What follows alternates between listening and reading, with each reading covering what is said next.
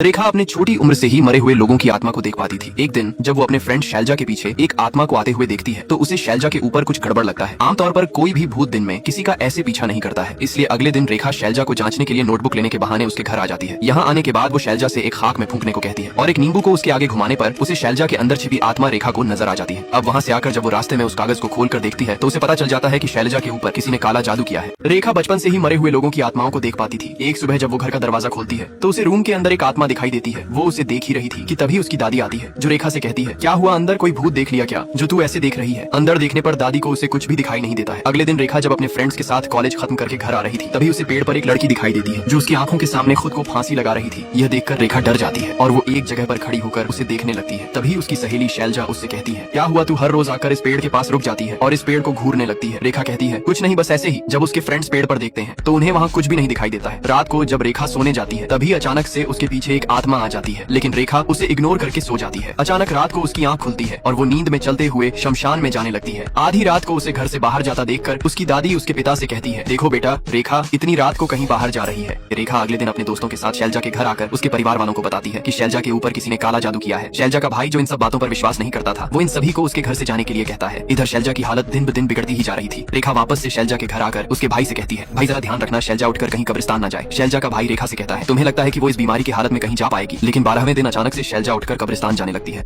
चंदू की बीवी हद से ज्यादा खूबसूरत थी। ये जानते हुए भी चंदू अपनी बीवी के बजाय पैसों से प्यार करता था। एक दिन उसकी बीवी घर के बाहर बैठी थी जिसे एक तांत्रिक देखकर उस पर फिदा हो जाता है, इसलिए अगले दिन वो उसके पति चंदू के पास आता है। यहाँ चंदू अपने सारे पैसे जुए में हार चुका था, लेकिन तभी तांत्रिक चंदू के हाथ में एक धागा बांधकर फिर से उसे खेलने के लिए कहता है। लेकिन अब चंदू हारता नहीं बल्कि जीतता ही रहता है, जिससे चंदू बहुत खुश होता है और यहीं पर चंदू और तांत्रिक की दोस्ती हो जाती है। मौका देखकर तांत्रिक चंदू से कहता है, मैं तुम्हें बहुत सारे पैसे दिला सकता हूँ, लेकिन तुम्हें मेरा एक काम करना होगा और तुम्हें मेरे बताए हुए रास्ते पर चलना होगा। पैसे से प्यार करने वाला चंदू तांत्रिक की बात मानकर ठीक वैसे ही करता है। चंदू को क्या पता था कि तांत्रिक उससे ये सब करवाकर उससे उसकी बीवी को ही हासिल करना चाहता है। अब रात को जैसे ही तांत्रिक अपना कार्य शुरू करता है उधर से राजेश्वरी खुद ब खुद चलते हुए तांत्रिक के पास चली आती है। फिर तांत्रिक उसके इस खूबसूरती को देखकर अपना धैर्य खो देता है और राजेश्वरी के साथ रंजोली रति का कार्य कर्म करके यहाँ से भाग जाता है। और आज इसकी नजर पड़ी है गाँव के सबसे सुंदर लड़की रेखा पर, इसलिए आज वो पूरे प्लान के साथ रास्ते में बैठकर रेखा का इंतजार कर रहा था। रेखा जब कॉलेज खत्म करके अपने दोस्तों के साथ घर आ रही थी तभी उसका पैर एक नींबू पर पड़ जाता है जिसे इस तांत्रिक ने रास्ते में रखा हुआ था। रेखा को इधर उधर देखने पर उसकी नजर तांत्रिक पर पड़ती है जो उसी को देख रहा था, लेकिन रेखा बिना कुछ रिएक्ट किए यहाँ से चली जाती है। उसके जाने के बाद तांत्रिक उस नींबू को लेकर शाम को उस नींबू के जरिए वो रेखा को बुलाने लगता है। रेखा जब सो रही थी तब अचानक उसके पास एक आत्मा आता है जो रेखा को उसके साथ चलने को कहता है और उसका बाल पकड़कर उसे अपने साथ लेकर जाने लगता है, लेकिन तभी उसकी दादी आवाज लगाती है जिससे वो रेखा को छोड़कर यहाँ से चला जाता है। दूसरे दिन रेखा एक बाबा के पास आती है और उसे उसके साथ हुए सारे कांड बताती है, इसलिए बाबा उसका निदान करता है। इस दौरान तांत्रिक का पूजा असफल हो जाता है, लेकिन अब बाबा रेखा के साथ कुछ और ही करने जा रहा था। रेखा को उसकी गलत इरादे समझ आ जाते हैं और वो तुरंत यहाँ से उठकर चली जाती है। अगले दिन जब शाम को मौली जंगल के रास्ते से गुजर रहा था तभी उसे अजीब अजीब आवाजें सुनाई देने लगी। जब वो थोड़ी दूर आगे गया तब उसने देखा एक खौफनाक औरत अपने चेहरे को ढककर खड़ी थी। मौली हिम्मत करके उसके पास गया, लेकिन जैसे ही औरत ने उसे अपना चेहरा दिखाया मौली डर कर यहाँ से भागने लगा, लेकिन ये औरत उसे छोड़ने वाली नहीं थी। उसने मौली को निपटा दिया। इधर तांत्रिक गांव में आकर गांव वालों को रेखा के खिलाफ भड़का रहा था कि गांव में रेखा के पास काला जादू है, इसलिए गांव वाले रेखा को लाकर एक पेड़ से बांध देते हैं। गांव वालों से तांत्रिक अपना काम आसान करवाकर वो गांव वालों से कहता है, आज रात गांव का कोई भी व्यक्ति इस जगह नहीं आएगा, नहीं तो वो खून की उल्टी करेगा। गांव वालों को भ्रमित करते हुए तांत्रिक यहाँ से चला जाता है और रात को वो खुद यहाँ वापस आता है और रेखा के ऊपर वशीकरण करने लगता है।